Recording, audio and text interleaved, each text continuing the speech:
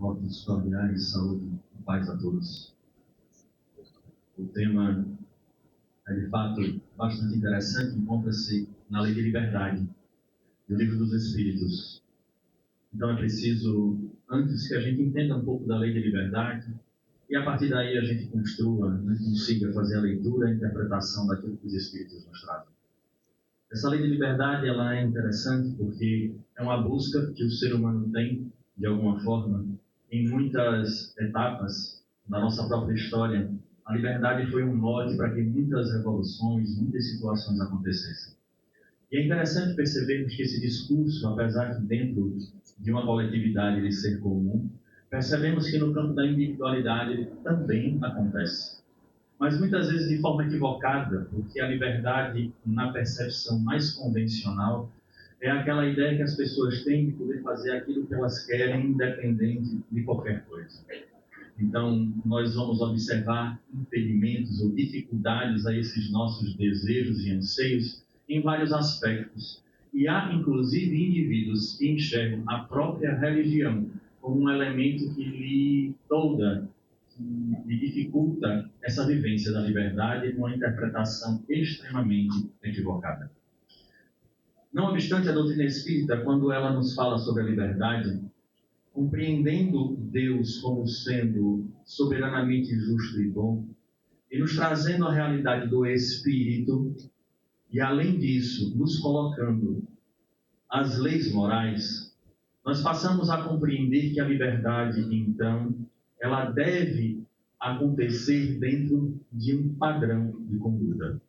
A doutrina espírita nos traz de forma muito clara que na medida em que nós vamos passando pelas experiências reencarnatórias, nós vamos amadurecendo como espírito e através, óbvio, da utilização do livre-arbítrio, vamos tendo o resultado daquilo que nós plantamos a cada dia, diante das escolhas que fazemos, né? Porque nos foi dada exatamente essa oportunidade de exercermos essa escolha, onde de fato ela é livre.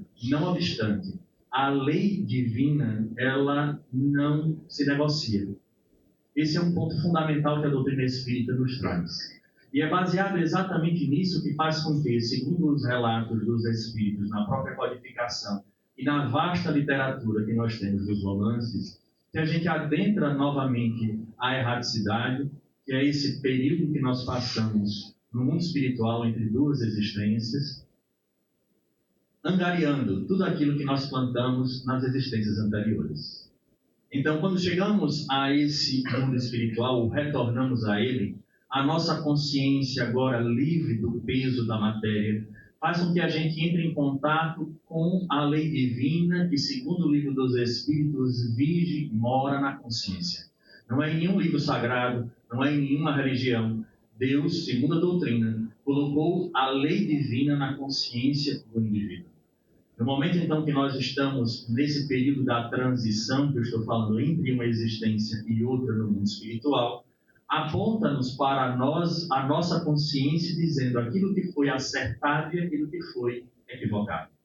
E muitas vezes nos impactamos porque, quando na Terra nos colocamos na posição de vítimas, muitas vezes, e perceberemos que lá nós temos uma visão muito mais ampla, passando a entender que aquilo que nós escolhemos não era o ideal. Obviamente, diante dessas consequências, segundo o relato do Evangelho, segundo o Espiritismo, no capítulo 14, nós passamos a ter uma dor de consciência tão profunda que a gente pede a divindade para ter uma nova chance, inclusive próximo às pessoas que frequentemente nós estamos. Por isso que é tão complexa a família, porque são normalmente os espíritos mais caros que nós temos na existência. São aquelas relações que nos doeram muito no contexto espiritual. E por isso a gente pede para retornar novamente próximo a estas pessoas para ver se a gente reequilibra aquilo que a gente fez de equivocado. É exatamente esta experiência de ir e vir e guardada em nosso inconsciente faz com que a gente vá amadurecendo pouco a pouco e compreendendo que acima da nossa vontade existe a lei divina, chamada lei natural, lei moral, que são essas que estão sendo estudadas agora nos dias de sábado, né? No livro dos Espíritos estamos nesta terceira parte. A partir do momento em que esse espírito, então, ele caminha no processo de uma compreensão destas leis, ele se torna livre pelo fato de seguir aquilo que deve ser seguido. O que o Evangelho vai chamar de o dever. Então, observemos que quando nós chegarmos ao ponto máximo, e eu estou chamando de máximo para a nossa experiência, que é a figura do Cristo, observe o que ele dizia, que ele e o Pai eram um. Não é que fossem a mesma personalidade, mas que ele, como Cristo, fazia a vontade do Pai, porque ele já se encontrava em total sintonia. Ele não precisava mais das experiências, no sentido de escolha, que nós ainda estamos nessa experimentação. Esse é o ponto. Então, a gente vai atingir a liberdade verdadeiramente quando a nossa consciência estiver desperta e a gente, de fato, vencer os nossos impulsos inferiores. Porque cada vez que eu me agarro aos impulsos, veja como é interessante, e eu me coloco à disposição deste impulso, eu não estou livre, mas, na verdade, na perspectiva espírita, eu passo a ser escravo da minha vontade. Escravo deste impulso. Então, o indivíduo, por exemplo, vamos fazer uma análise, por favor, não estou apontando para ninguém, porque eu não conheço o público como um todo, mas às vezes nós somos presos a determinados vícios. Há indivíduos que gostam, por exemplo, de fumar. Eu paro quando eu quiser. O problema é que ele não quer nunca. É engraçado isso, né? E aí você vai ver, e há pessoas que dizem a mim, como há pouco conversava com um amigo no telefone, ele dizia, Alisson, é um vício que eu trago há muitos anos, e de fato eu o conheço desde a época de faculdade, nós tirávamos plantão junto, e ele já desde lá ele fumava. E ele diz, eu não consigo largar. É um vício, Alisson. Isso é uma droga como outra qualquer. Pena que a nossa sociedade ela não enxerga como droga. Palavras dele. Então, o que é que a gente percebe? Que esse indivíduo, ao invés de ele ter, inclusive aos olhos de muitas pessoas, porque isso a gente vai derivar para muitas outras coisas. Não só no campo deste vício, mas tantos outros vícios que a sociedade aplaude e a gente não percebe que nós estamos agarrados, atados, presos, até a própria condição da existência e das nossas relações. André Luiz vai dizer que nós não somos indivíduos de fato espirituais, porque quando chegamos ao mundo espiritual, a nossa mente, a nossa atenção, as nossas preocupações permanecem no campo da terra. Com as pessoas que deixamos, com aquilo que tivemos que largar. Há pessoas que entram em paranoia por conta da herança que deixou e os filhos agora brigam por conta disso. E no mundo espiritual, o cara entra em processo de conflito. Isso está escrito no livro Nosso Lar, o famoso livro do Espírito André Luiz. Então vejamos, ele libertou-se da matéria em termos de corpo físico, mas ele não conseguiu de fato libertar-se porque ele continua com a mesma realidade do lado de lá. Quando nós escutamos falar, por exemplo, em obsessão, nada mais é do que um espírito que não se libertou daquilo que fizeram com ele. E às vezes somos nós que no passado machucamos, magoamos, ferimos, traímos, até matamos. Mas esse indivíduo está tão preso ao fato que aconteceu que ele deixa de ser o espírito livre que ele poderia para dar continuidade à sua existência. E muitas vezes nós próprios, no campo da matéria, dentro das nossas relações, que temos a possibilidade, entre aspas, de ir e vir, nos mantemos presos diariamente, não só aos vícios, mas a pessoas que nos fazem bem ou que nos fazem mal. E a gente não consegue enxergar nisso essa lei de liberdade, porque, de fato, se nós pararmos para analisar nesta ótica, a maioria de nós se encontra preso, a gente não consegue viver essa lei de liberdade ainda na essência da sua propriedade. E aí vem algo muito mais sério, que é quando dentro dos costumes, que todos nós somos criados em qualquer cultura, e mais do que isso, numa cosmovisão, nós, a partir do momento em que adentramos na doutrina e passamos a estudá-la e conhecer esses conceitos, não é dado mais a nós a questão do atenuante em relação à ignorância de determinados fatos que fogem a essa lei. E este item de hoje, que é a escravidão, é algo que mexe muito, porque hoje está à tona muitos assuntos como este, o que é lamentável, porque a gente precisa fazer de forma honesta um passeio pela história da humanidade e desde sempre que houveram civilizações, nós iremos perceber que a escravidão esteve presente e nada tinha a ver, por exemplo, com o povo. Nunca teve. Só numa retórica ideológica que isso ganha campo.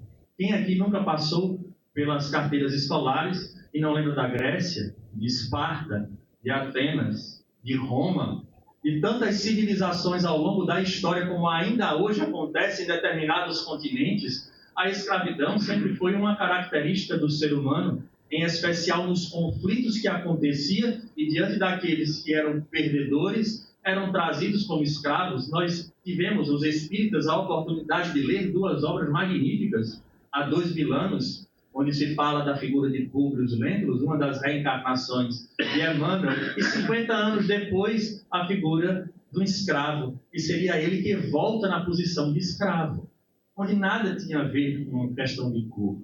Allan Kardec, então, observando, falando sobre essa lei de liberdade, começa a questionar sobre a escravidão, e os espíritos vão trazer para a gente respostas e elas vão nos fazer refletir profundamente, não só nesse contexto no qual Allan Kardec pergunta, porque, de fato, neste momento dessas questões, ele vai focar no processo de um homem escravizando outro homem. Em nenhum momento ele chama a atenção, repito, para uma condição específica, seja de cor, seja de qualquer outra coisa, mas ele fala de um homem escravizando outro homem em relação a esse processo de um servir ao outro. Então, ele, na questão 829, ele pergunta: haverá homens que estejam naturalmente destinados a ser propriedade de outros homens? Propriedade, pergunta. E os espíritos respondem: toda sujeição absoluta de um homem a outro homem é contrária à lei de Deus. Então, de forma muito clara, ele já coloca aí que a escravidão, em nenhum momento um homem nasceu para ser escravo de outro homem. Então, foge à lei natural. Isso é algo que não se encontra dentro dessas leis. Logo, nós estamos fugindo a essa lei no momento em que, dentro desse contexto histórico da humanidade, nós iremos encontrar esse processo acontecendo.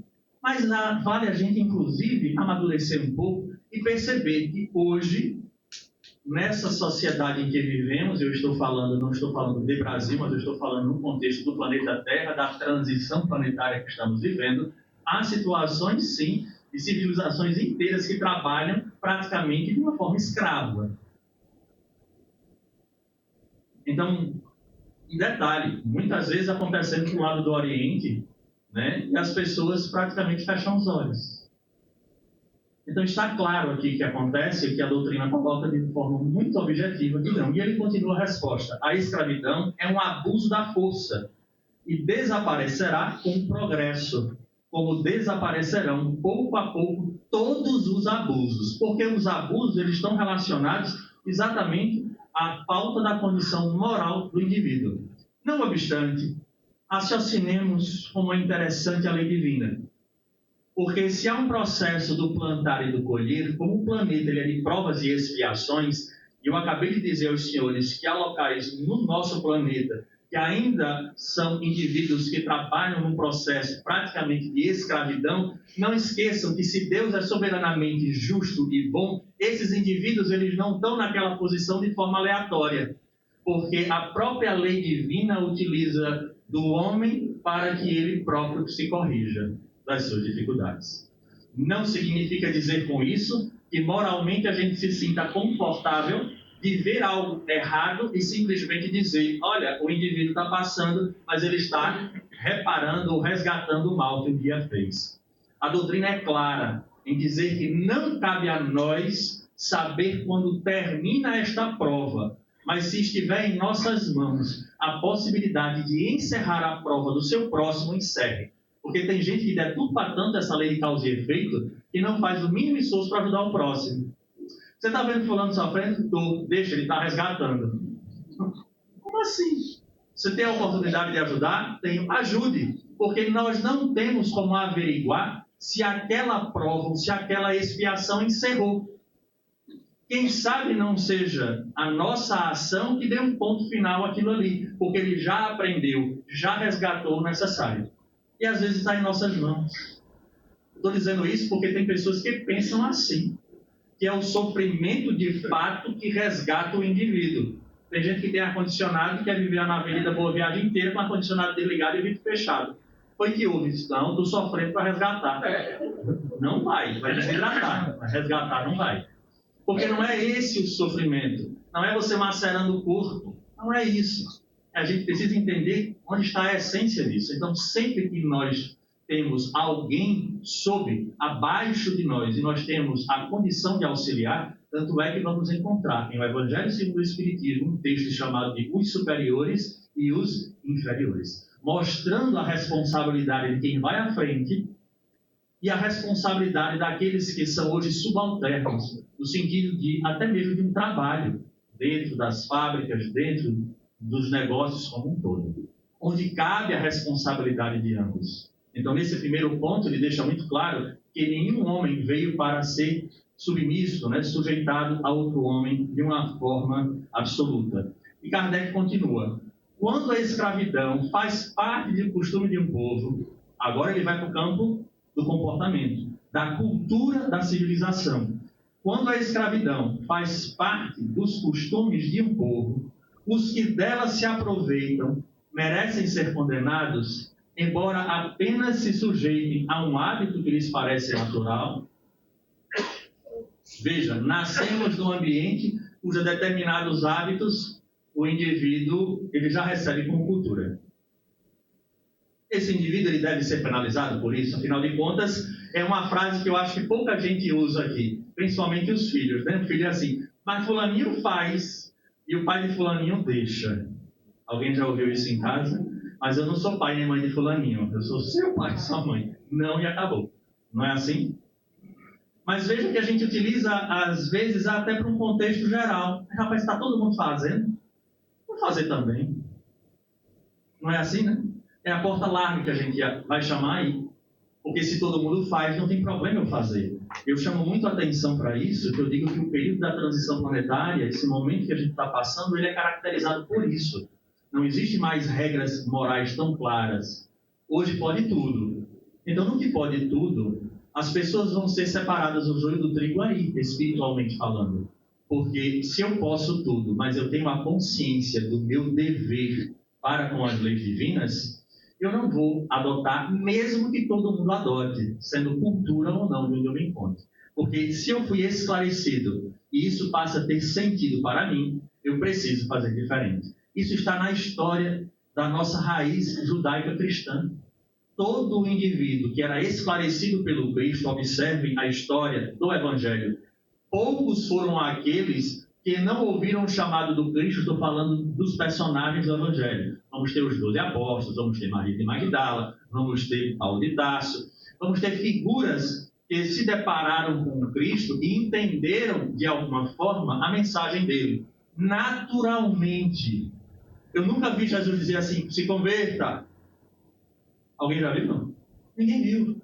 Jesus, então, apresentava a tese, exemplificava, e aqueles espíritos se sentiam arrastados pelo seu magnetismo e porque fazia sentido o que ele dizia. Então, essas pessoas mudavam. E qual era a cultura da época? Ou era uma cultura judaica, monoteísta judaica, de uma obediência cega à lei de Moisés, ou, de um outro lado, a gente ia ter um povo pagão, que estava relacionado aos cultos politeístas, que eram gentios.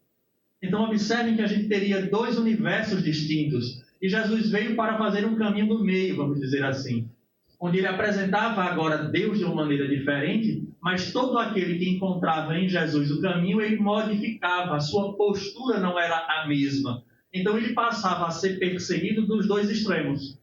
Nem os judeus gostavam dos cristãos, e nem os gentios gostavam dos cristãos também. A gente vai ver isso em Paulo de Tarso, quando ele ia em determinadas cidades, se não me falha a memória, uma delas era Listra, ele foi apresentar a tese, e na segunda palestra que ele deu pública, apedrejaram ele, quase morre. Então, daí o cristianismo ser perseguido desde sempre, porque ele fala de uma realidade diferente e convoca o indivíduo a ter uma postura diferente do meio onde ele está. Esse é o ponto-chave. E na escravidão, no que Allan Kardec está perguntando aqui é isso, olha, você está imerso na cultura da escravidão. Se o indivíduo então escraviza, ele pode ser de fato penalizado? Então vamos ver o que é que os espíritos respondem. O mal é sempre o mal, e nenhum dos vossos sofismas fará que uma má ação se torne boa. Olhem a frase. Vejam a profundidade e a amplitude. São as duas coisas que essa frase tem no contexto da nossa vida. Ele diz, o mal é sempre o mal, e nenhum dos vossos sofismas fará que uma má ação se torne boa. Então, na verdade, o bem e o mal está pré-estabelecido, diferentemente do que a gente conhece. Porque o que é que a gente fala de bem e mal? Bem e mal é relativo. É interessante isso. Só que isso que eu estou falando é um sofisma. Por isso que ele diz, nenhum dos vossos sofismas fará que uma má ação se torne boa. Por mais que eu queira convencer o outro, eu até convenço uma massa inteira do que eu estou falando e fazendo é certo.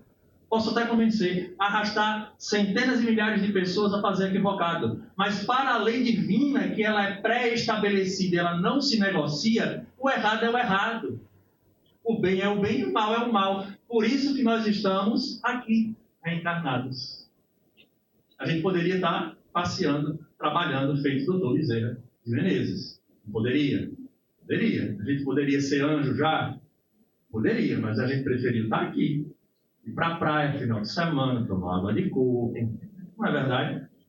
Pensem. E eu penso muito nisso.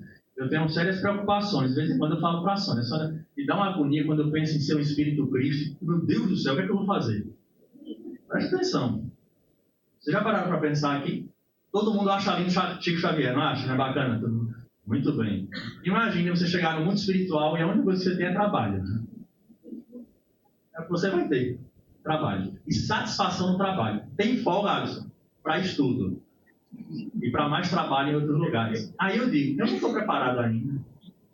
Me deixa aqui no final de semana, enquanto eu me arrumo, eu assisto um jogozinho de futebol, não tem problema nenhum. Não é? A gente faz uma coisinha e outra, dá uma preguiça de vez em quando. Hoje eu não vou ficar em casa para descansar. Ninguém faz isso aqui, né? Pois é. Imagine espírito superior. Alguém já imaginou o Dr. Bezerra de Menezes descansando? Não descansa, porque é o tempo inteiro o pessoal pedindo. A gente vai ver a literatura, os romances, ele trabalhando o tempo inteiro. E como espírito superior, vai e volta na força do pensamento. Né? Quando ele pensa, ele já está. Aí eu penso, se você quer ser espírito superior, rapaz, por enquanto, se eu não for para os umbrais, eu já estou na vantagem. Então, né? Mas porque a gente romantiza algumas coisas. Alguém gosta aqui de um churrasquinho? Imagine como o mundo lá desencarnou. Tem churrasco? Não, vai ter sopa. Você pensa nisso? Eu penso nisso. Não é verdade? Eu penso nisso. Então, quando eu como churrasco, eu como feliz e assim, vou aproveitar enquanto eu estou aqui, porque depois não tem. É algo tão real que dentro do nosso lar, vocês vão ver que tiveram uma revolução em nosso lar. Está lá escrito. O pessoal traficava o quê? Comida. Eu não sei se eu estava do lado de dentro recebendo ou estava do lado de fora traficando. Mas é algo que a gente precisa pensar. Por que, Alisson? Porque às vezes a gente é preso até a alimentação e não se apercebe. Você pode gostar de carne? Pode. A doutrina espírita não proíbe. Inclusive está lá escrito no livro dos Espíritos, a carne alimenta a carne. Mas na hora que eu transformo aquilo numa paixão, e eu não consigo passar sem, é melhor ligar o alerta, porque vai sofrer de crise de abstinência no mundo espiritual. E sofre.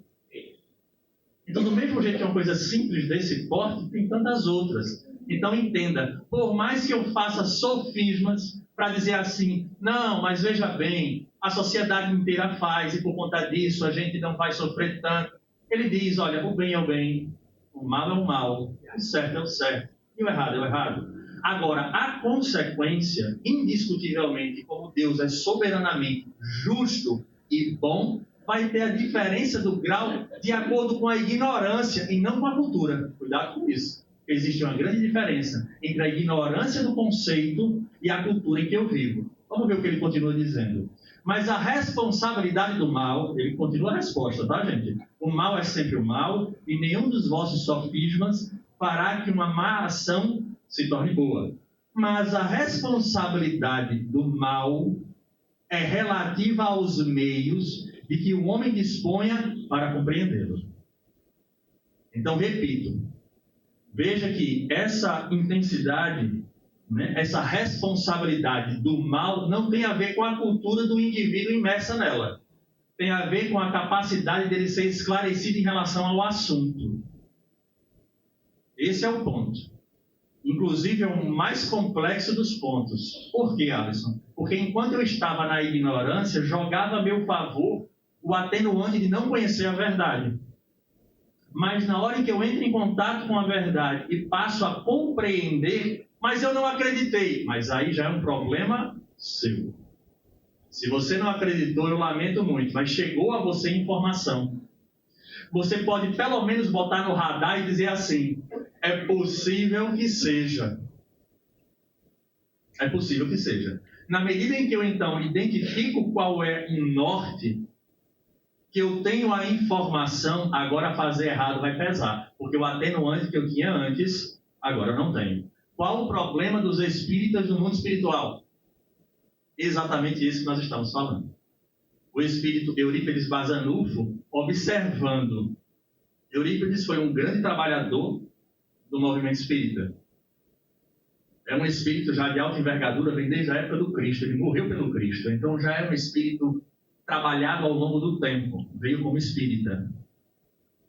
Eurípides, percebendo a quantidade de espíritas morrendo mal, desencarnando mal, solicitou ao mais alto a permissão para abrir um hospital psiquiátrico, para receber os espíritas no mundo espiritual. Alisson, você inventou isso da onde? Numa obra chamada Tormentos da Obsessão, do espírito Manuel Filomeno de Miranda.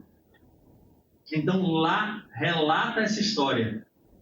Ele vê os espíritas desencarnando tão mal que ele pede para que seja construída uma instituição chamada de Hospital Esperança, para que estes indivíduos que eram espíritas, em especial os trabalhadores espíritas, mais grave ainda, que estão desencarnando numa péssima condição porque sabiam, mas não faziam.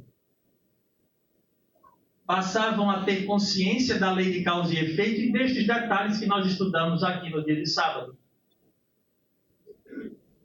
Mas na hora de viver a vida lá fora, prevalecia o sofisma.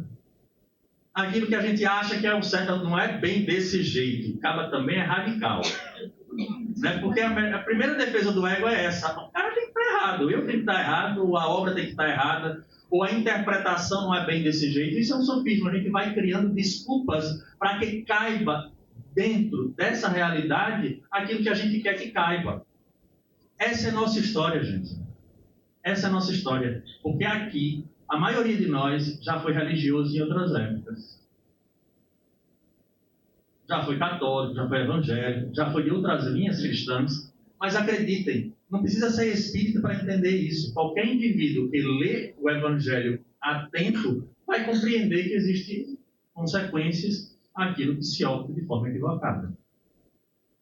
E aí, a partir dali, o livro ele começa a descrever situações gravíssimas de indivíduos que eram palestrantes, que eram indivíduos que aplicavam passe, que trabalhavam na casa espírita no atendimento fraterno, e tantas outras situações.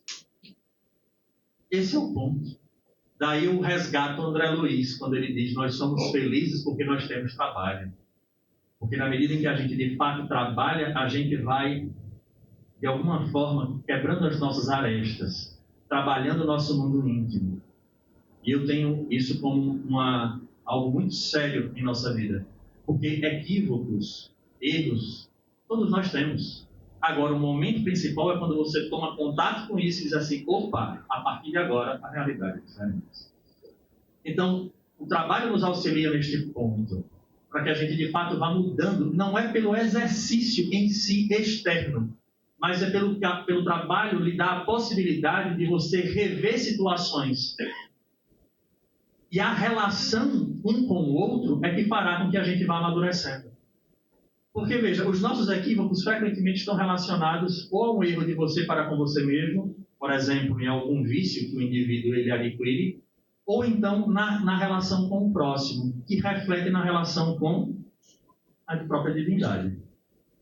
Porque na hora em que eu me equivoco com o próximo, eu estou fugindo a uma lei natural, lei divina. Que é essa lei de justiça, amor e caridade. Será o próximo capítulo que será estudado aqui pela sequência. Então, na medida em que eu conheço, eu passo a ter responsabilidade. Mas a minha cultura é esta. Passamos por uma experiência agora, há poucos dias. Na verdade, hoje, sábado passado, começamos a festa de Momo. Alisson, o Espiritismo proíbe de forma alguma. Mas ele esclarece como em todos os tópicos que a nossa sociedade apresenta. A doutrina é contemporânea por isso. E ela traz uma explicação. Aí o Espírito ele entra em contato. Compreende o que se passa num festejo como esse, que em nossa capital ele é fortíssimo.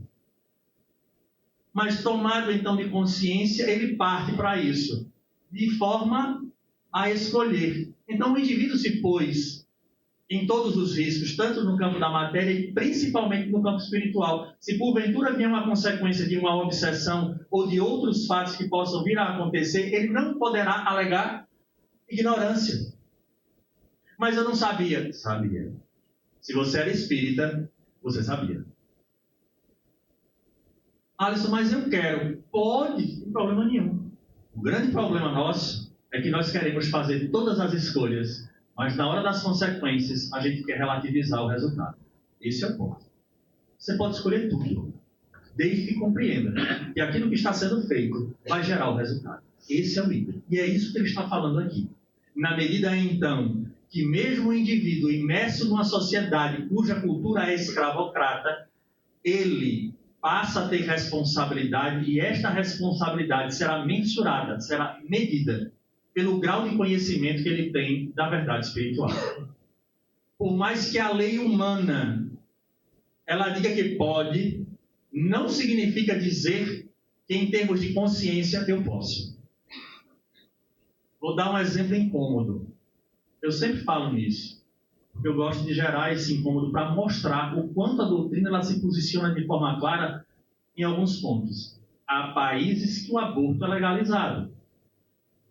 Na perspectiva espírita, a doutrina é clara em dizer não se deve fazer o aborto em situação nenhuma, exceto quando há risco para a mãe. Então, a mãe está correndo risco de desencarnar? Tá. É o único momento em que é aceita. Mas aceita por quê? Porque vai entrar em choque com uma outra lei divina, chamada lei de conservação. Então, as leis elas não podem entrar em choque uma com a outra. Então, primeiro a gente conserva quem já está. E o espírito reencarnante ele pode voltar. Então, preserva-se a mãe. É a única situação. Tem lógica? Realmente, as leis não podem se chocar. Senão ia ser complicado.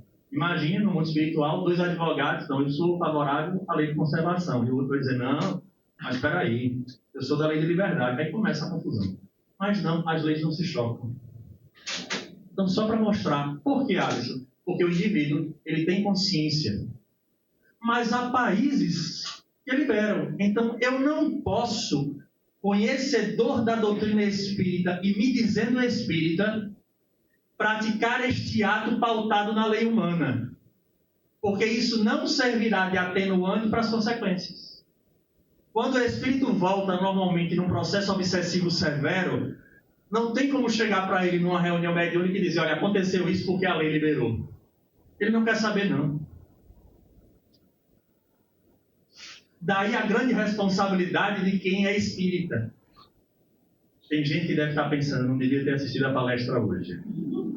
Podia ter ficado lá fora, né? Eu não sabia de nada, ia continuar sem saber de nada e todo mundo ia ser feliz. Né? Porque a tal da ignorância é uma coisa ótima em alguns pontos. Mas é assim que acontece. Então eu gostaria que os senhores extrapolassem. Eu falei da questão do aborto porque eu estou indo logo para o extremo.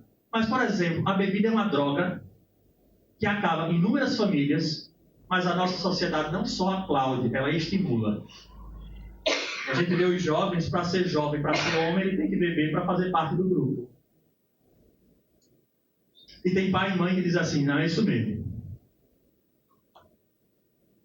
E às vezes a gente perde uma existência inteira por conta disso, porque já tem uma tendência que já trouxe, uma tendência anímica, já veio no espírito, ele já fez isso em outras existências e vem nessa para superar. Aí o pessoal, tanto a sociedade como os pais que acham bonito, dizem, faça isso mesmo, se tiver que beber, beba em casa aqui comigo.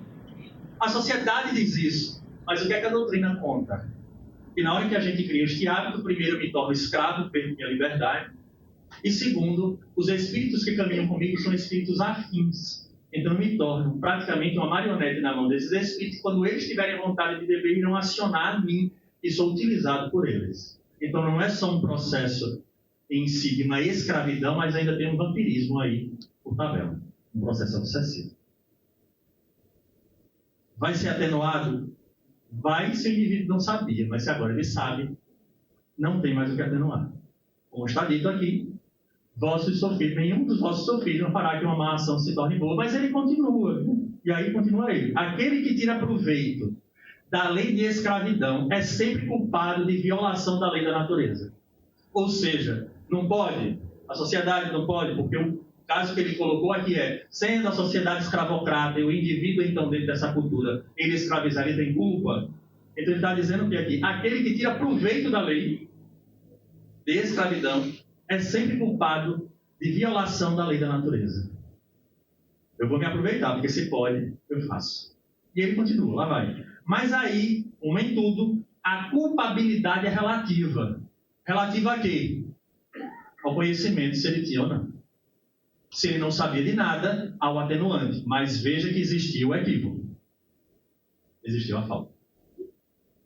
Como a escravidão tem feito parte dos costumes de certos povos, foi possível ao homem aproveitar-se dela, ainda que de boa fé, como de uma coisa que lhe parecia natural. Desde, porém, que sua razão, mais desenvolvida e, sobretudo, esclarecida pelas luzes do cristianismo, não foi do espiritismo, pelas luzes do cristianismo, lhe mostrou que o escravo era um seu igual perante Deus. Ele não tem mais nenhuma desculpa. Então, se alguém já tinha sido esclarecido pelas palavras do próprio cristianismo, em sua essência, a partir daí, já não tinha mais desculpa de ter esse hábito da escravidão. E eu repito, é porque a gente se prende ao contexto da escravidão, mas pense em todos os outros itens que nós estamos falando.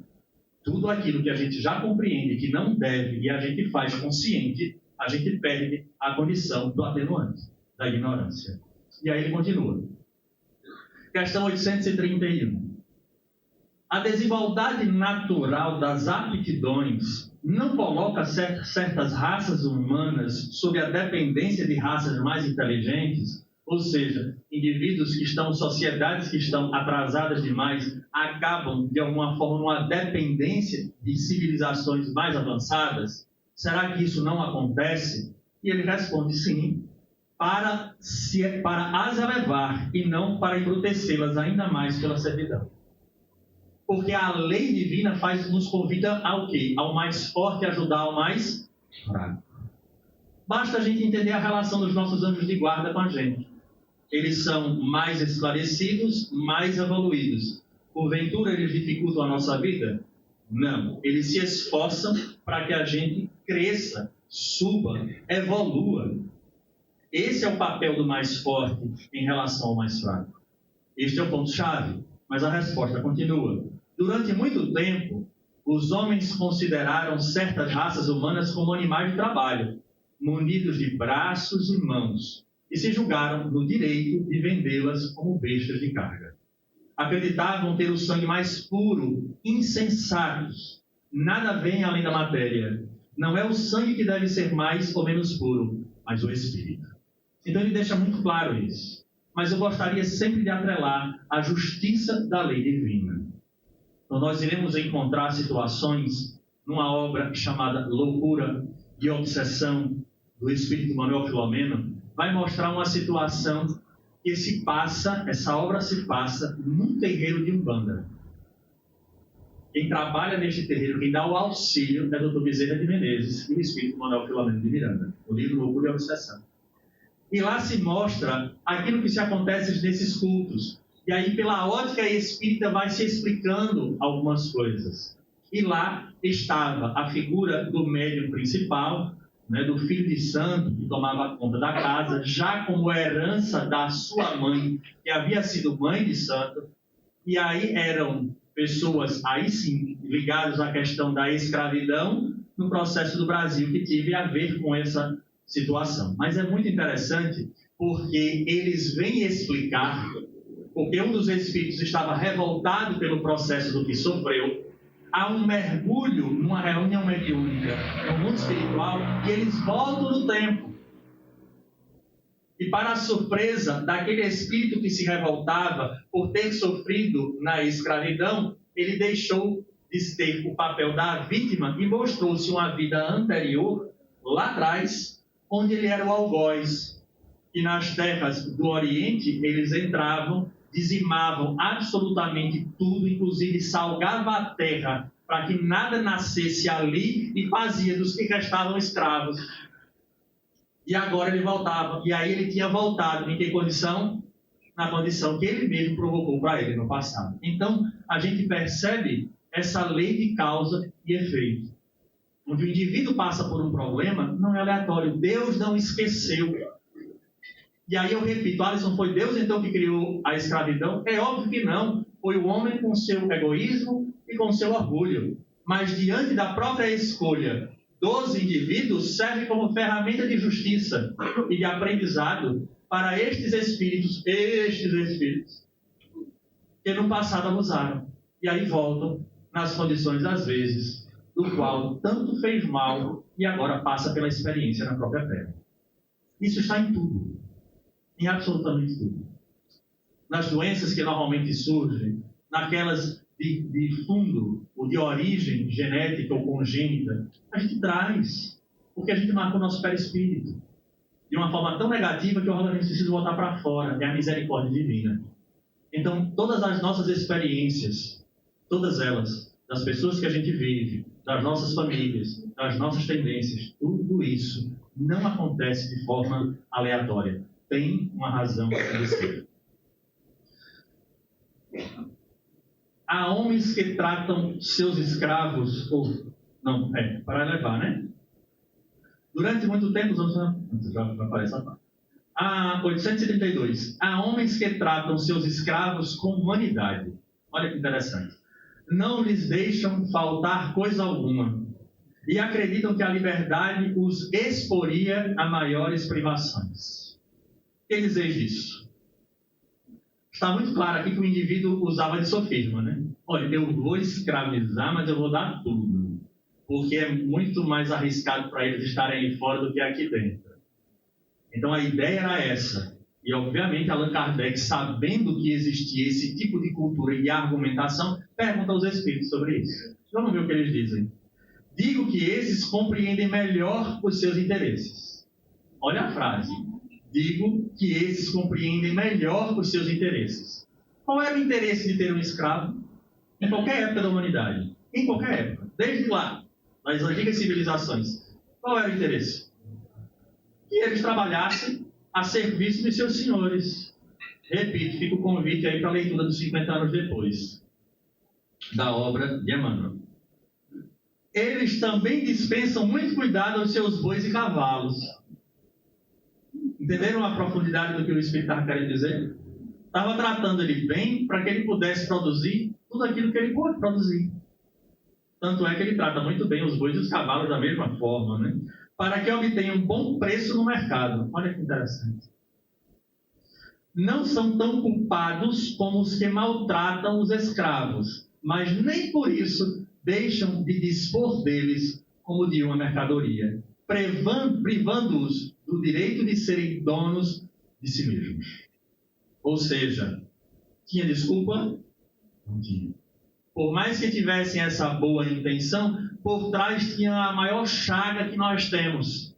E essa chaga ela é muito complexa, porque ela é filha do egoísmo. E Allan Kardec pergunta isso aos espíritos de forma muito enfática.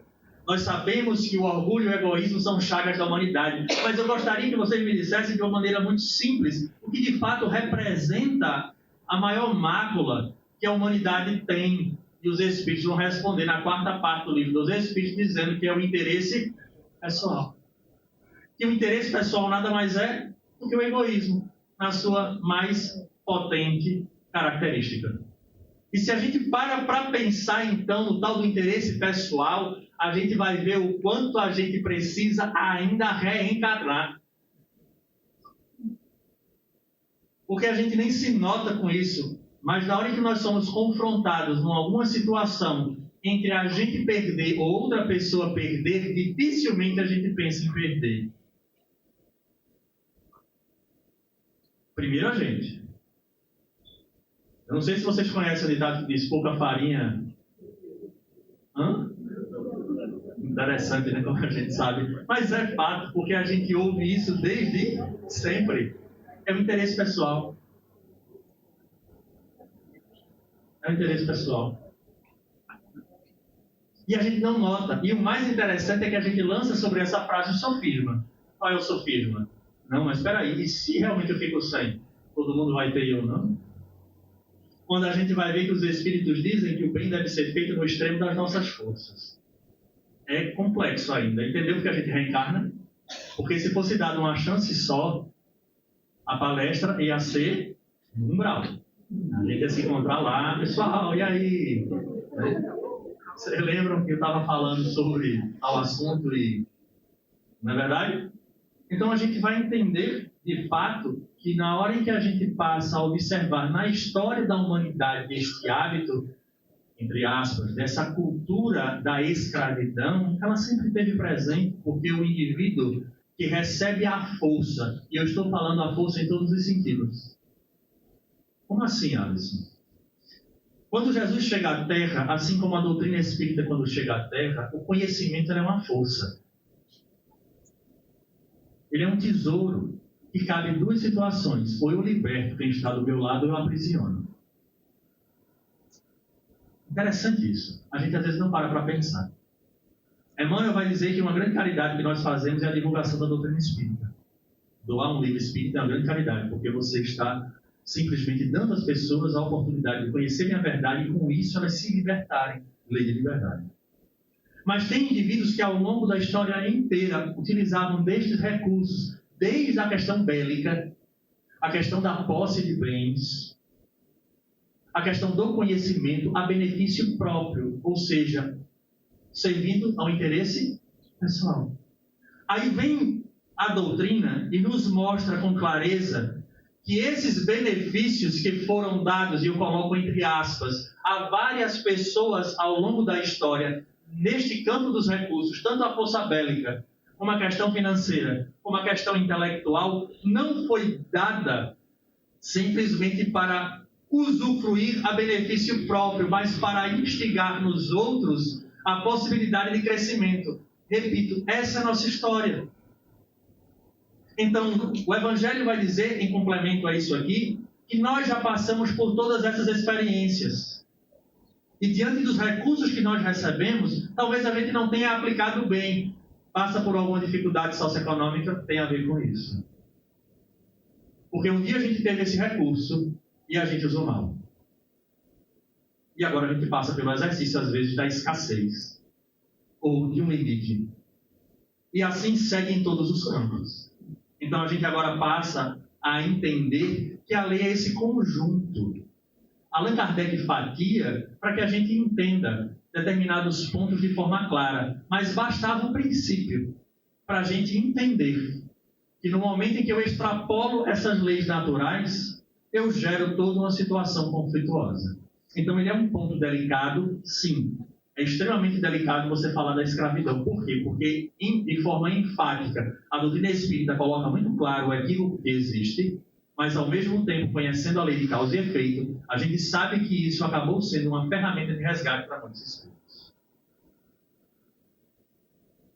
Manuel Filomeno, em uma outra obra, ele vai dizer, para a gente perceber essa relação dos povos, das civilizações, que Esparta reencarna, aquele grupo de espartanos, daquela sociedade bélica, reencarna na Alemanha da Segunda Guerra Mundial, entre a Primeira e Segunda. Aí a gente vê, ouvimos dos historiadores dizendo assim, a história é cíclica. É mesmo, não é cíclica. Porque os espíritos, eles são cíclicos. A gente vai, passa um período na Terra, volta para o mundo espiritual, depois volta em coletividade para a Terra. E aí, frequentemente, a gente acaba caindo no mesmo equívoco. E aí as situações se repetem. Então, está muito claro aqui sobre lei de liberdade e a questão da escravidão. Só gostaria de tudo deixasse o mais importante para nós, particularmente, que eu separo como sendo o ponto-chave. É a resposta, é o início da resposta da questão 830. Pensem em todos os aspectos da vida. O mal é sempre o mal, e nenhum dos vossos sofismas fará que uma má ação se torne boa. Tenhamos a coragem de fazer essa interpretação. E quem fala, e eu já disse isso há pouco, inclusive, no evento que a gente teve de Carnaval, e me chama muito a atenção esse capítulo 5 do Evangelho, Bem-aventurados os aflitos, chamado A Desgraça Real, o item, A Desgraça Real, do espírito Delfina de Girardin. Delfina de Girardin, ela morre de câncer. Ela apresentou a doutrina espírita a Victor Hugo. Ele estava no exílio e ela foi visitá-lo. E a partir dali foram fazer as experiências das mesas girantes. Existe uma obra muito interessante, bem fininha, que é as atas dessas reuniões de Victor Hugo junto com o grupo nessa ilha. E no último dia, um dia antes dela ir embora, porque passou um período e não acontecia manifestação nenhuma, na última noite, que antecedia a viagem de Delfina de Girardin, existe uma manifestação, e por incrível que pareça, era do espírito da filha de Victor Hugo, que havia desencarnado. E a partir dali ele se torna espírita. E ela então, nesse texto, a desgraça real, ela vai chamar a atenção para os espíritas. Porque fala sobre isso. Porque a chave que ela dá para cada um de nós é muito simples. Ela diz assim: o indivíduo que já é consciente e que ele já sabe dessa lei, na hora dele agir na vida e escolher alguma coisa, ele não age pensando no ato em si. Será que isso aqui é bom ou é ruim? Eu vou fazer porque eu gosto. Não. Ela diz assim, não. A pessoa que já despertou, ela não pensa na situação, ela pensa na consequência da situação. Esse é o indivíduo amadurecido. É o verdadeiro liberto. Porque o outro é escravo do seu impulso. Daí o conceito de liberdade nessa lei é diferente. Então o indivíduo tem vontade. Eu vou fazer. Não, mas peraí. Isso aqui gera consequência positiva ou negativa para o meu espírito? Negativa. Por mais que eu tenha vontade, então, eu não faço. A nossa meta é essa. Botem a meta para 2026, que o ano começou agora, né? Segundo consta. O ano novo terminou. Foi agora a festa no sábado? Não, quarta-feira. Só começou o ano novo. Então, botem como meta para 2026. Na hora de escolher, na hora de optar, não pensa se aquilo ali é bom ou é ruim, mas pensa na consequência para o espírito, se é positivo ou negativo. Mas todo mundo faz, pensa na consequência. Dessa forma, a gente vai estar vivendo essa lei de liberdade da melhor forma possível. É simples? Não. É desafiador. Mas, se nós já chegamos aqui, se nós já fomos esclarecidos, eu tenho certeza, nós temos capacidade de acertar mais do que errar. A todos um grande abraço, votos sinceros de saúde e paz.